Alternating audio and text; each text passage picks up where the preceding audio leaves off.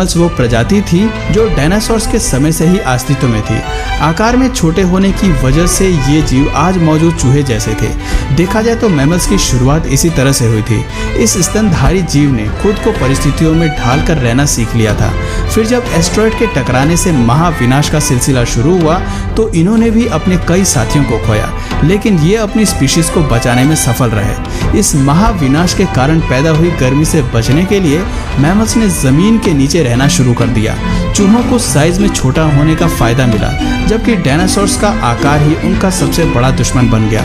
जमीन के नीचे रहते हुए मैमल्स को गर्मी से राहत मिली और भोजन के रूप में उन्होंने हर तरह के कीड़ों और जीवों को अपना शिकार बनाया। वहीं बात करें ऊपरी सतह की, तो वहाँ हो रहे वातावरणीय बदलाव मौजूद जानवरों को तिल तिल कर मार रही थी। एस्टेरॉयड के टकराने से उत्पन्न हुई गर्मी और धूल के बादलों ने पृथ्वी के वातावरण को पूरी तरह से ढक लिया था। अब धरती पर सूरज की रोशनी तक नहीं पहुंच पा रही थी, लेकिन सतह पर मौजूद हीट की वजह से बहुत सारे जानवर मारे जा चुके थे। कई सालों तक जब ये सिलसिला जारी रहा तो पेड़ पौधे पूरी तरह से नष्ट हो गए। प्रकृति का बनाया इकोसिस्टम हिल गया। सूरज की रोशनी ना मिल पाने के कारण धीरे धीरे पृथ्वी ठंडी होती चली गई। लेकिन अब तक डायनासोर्स की आबादी धरती से विलुप्त हो चुकी थी। बचे थे तो केवल 5% जानवर, जिनमें से ज्यादातर मैमल्स के परिवार से संबंध रखते थे। महाप्रलय के प्रभावों के थम जाने के बाद धूल के बादलों ने छटना शुरू किया। धरती पर एक बार फिर वातावरण ने सामान्य होना शुरू किया। पृथ्वी पर इकोसिस्टम फिर से अपने पुराने फेज में आने लगा। इस दौर में मैमल्स की प्रजाति केवल 5% तक सीमित थी, लेकिन एडेप्टिव रेडिएशन के चलते ये मैमल्स इवॉल्व होना शुरू हो गए और इनमें से कई नई प्रजातियों ने जन्म लेना शुरू किया। इस प्रक्रिया में लगभग 5.5 करोड़ साल पहले बंदरों ने जन्म लिया। आपको बता दें कि शुरुआती बंदरों की शारीरिक बनावट आज से काफी अलग थी। इनके मुख पर आंखें आगे की ओर थी और शरीर छोटा था, लेकिन ये शारीरिक बनावट ज्यादा समय तक एक जैसी नहीं रहने वाली थी। इयोसीन इपोक के इस टाइम पीरियड में प्राइमेट्स के सर में एक अहम एवोल्यूशन हुआ, जिसकी वजह से इनके स्पाइनल कॉर्ड में भी बदलाव आया और ये चारों पैरों की बजाय 2 पैरों पर खड़ा होना सीख गए। खैर, प्राइमेट्स के अलावा एवोल्यूशन धरती पर मौजूद पेड़ पौधों और वातावरण में भी हो रहा था। वो पूरी तरह एक नॉर्मल फॉर्म में आ चुके थे और धरती का तापमान 24 डिग्री सेल्सियस तक पहुंच चुका था।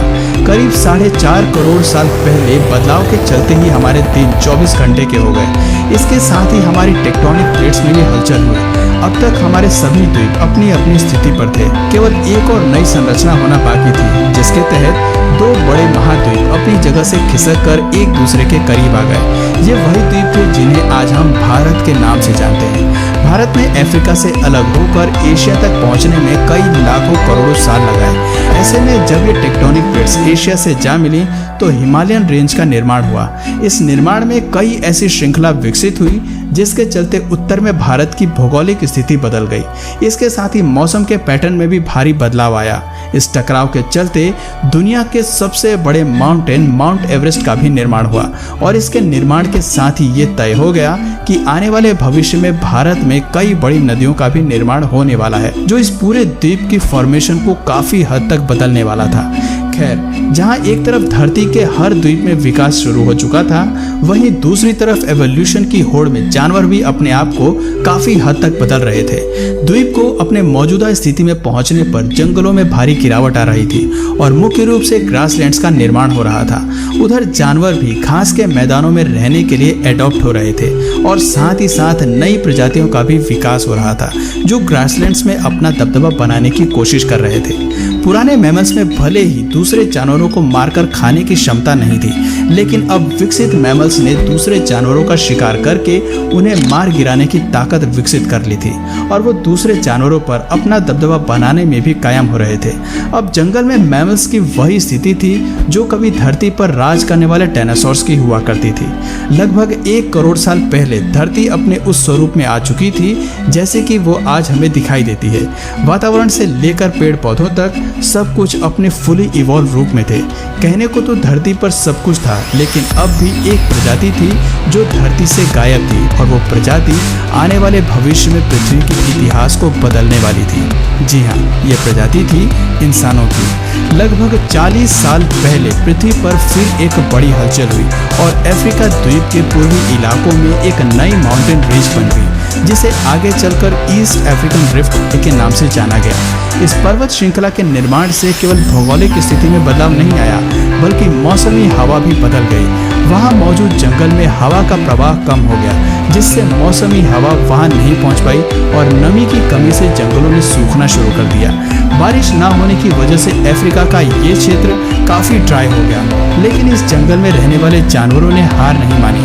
अफ्रीका के इसी क्षेत्र में रहते थे बिरॉल इथियोपिकस, जो आगे चलकर हमारे पूर्वज कहलाए। पेड़ पर रहने वाले ये बंदर एक टहनी से दूसरे पर जाने के लिए अपने आगे के हाथों का सहारा लेते थे और कभी कभी पेड़ों पर दो पैरों पर भी खड़े हो जाते थे।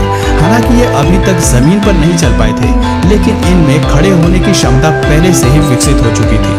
इससे पता चलता है कि दो पैरों पर चलना इंसानों की नहीं बल्कि एप्स की खोज थी। फर्क सिर्फ इतना था कि वो पेड़ों पर रहते थे, लेकिन जलवायु परिवर्तन के चलते जल्दी ही जमीन पर उतरने वाले थे।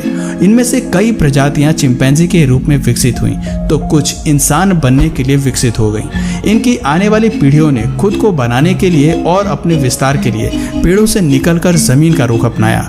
आर्डिपिथिकस रेमेडिस ही वो पहले एप्स थे जो भोजन और एक नए घर की तलाश में पेड़ों से उतरकर जमीन पर आए। लाखों सालों के इस एवोल्यूशन में एप्स अफ्रीका के हर क्षेत्र में फैल गए थे, लेकिन इनके हाथ अभी भी काफी लंबे थे। पेड़ों पर इधर उधर झूलने की वजह से इनके हाथ का आकार बिल्कुल टांगों की तरह ही था। ऐसे में कई हजार साल तक विकास से गुजर जाने के बाद इनके शारीरिक ढांचे में काफी कुछ बदलाव आने लगा था। अब ये दो पैरों पर बेहतर तरीके से चल सकते थे और ज्यादा से ज्यादा एनर्जी बचा सकते थे। ऐसे में ये ज्यादा दूर तक नजर रख सकते थे, अपने लिए भोजन खोज सकते थे और हाथ की मदद से उन्हें खा भी सकते थे। समय के साथ साथ विकास की ये प्रक्रिया चलती रही, जिससे एप्स के शारीरिक ढांचे के साथ उनके स्कल की बनावट में भी बदलाव होता गया। पहले जो सर आकार में छोटा था, अब वो बढ़ता गया। 23 लाख साल पहले होमो हेबिलिस वो पूर्वज थे जिनके दिमाग का आकार बढ़ गया। आकार बढ़ने की वजह से ये जान गए कि बुद्धि को किस तरह से अपने सर्वाइवल के लिए इस्तेमाल किया जा सकता है। बुद्धि का कमाल दिखाते हुए सबसे पहले हमारे पूर्वजों ने पत्थर को हथियार के रूप में शार्प करना सीखा। जैसे ही उनकी ये तरकीब काम आई, होमो हेबिलिस जान गए कि पत्थर को कैसे हथियार के रूप में इस्तेमाल किया जा सकता है। जैसे जैसे ये जीव हथियार को इस्तेमाल में लाए, उनके हाथों की उंगलियों और अंगूठों को भी मजबूती मिलनी शुरू हो गई। अब ये जान गए कि हथियार के इस्तेमाल से कैसे समूह में शिकार किया जा सकता है और अपनी भूख को शांत किया जा सकता है। आपको बता दें कि होमो इरेक्टस ही वो पहले पूर्वज थे जिन्होंने समूह में शिकार करना शुरू किया। साथ ही इन्होंने सबसे पहले आग की खोज मानव के भविष्य को ही बदल डाला। हम सभी जानते हैं कि मानव इतिहास में आग की खोज सबसे बड़ी खोज थी।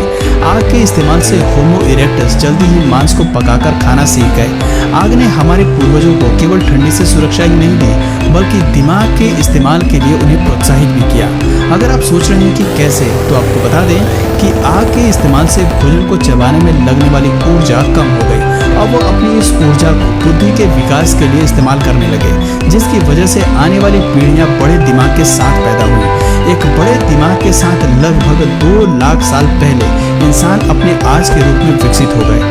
उनकी आवाज की नली भी अलग ढांचे में विकसित हो गई, जिसकी वजह से वो अलग तरह की आवाज निकाल सकता था और अपने लोगों के साथ संचार कर सकता था। एक बार आवाज विकसित करने के बाद अब इंसान अपनी बात को दूसरों तक पहुंचाने लगा और धीरे धीरे एक सामाजिक ढांचे में रहना सीख रहा था। हालांकि हम अपने आज के रूप में आ चुके थे, लेकिन कई आविष्कार अभी भी बाकी थे। अपने लिए एक समाज, घर और नगर का निर्माण करना बाकी था। कहने को आज भले ही मनुष्य अपनी एडवांस स्टेट में है, लेकिन आज भी एवोल्यूशन जारी है। मनुष्य आज भी बदल रहा है और उसका एवोल्यूशन जारी है। पर अब इस पूरी एवोल्यूशन की प्रक्रिया को डिटेल में बताने लगा तो ये वीडियो काफी लंबी हो जाएगी। अगर आप कहेंगे तो मैं इसका पार्ट 4 भी जरूर बना दूंगा, इसलिए आप कमेंट में अगर चाहिए तो पार्ट 4 जरूर मेंशन करिए। तो दोस्तों, आज की वीडियो में बस इतना ही। अगर इस वीडियो से आपको कुछ नया जानने या सीखने को मिला या फिर इंटरेस्टिंग लगा तो प्लीज इस वीडियो को एक लाइक करके अपने फ्रेंड्स और फैमिली में से जरूर शेयर करें। और यदि आप इस चैनल पर नए हैं तो प्लीज इस चैनल को सब्सक्राइब करके बेल नोटिफिकेशन आइकन को ऑन कर लीजिए, ताकि हमारे आने वाले वीडियोस आप मिस ना करें। मिलते हैं फिर किसी वीडियो में नए टॉपिक के साथ, तब तक के लिए नमस्कार।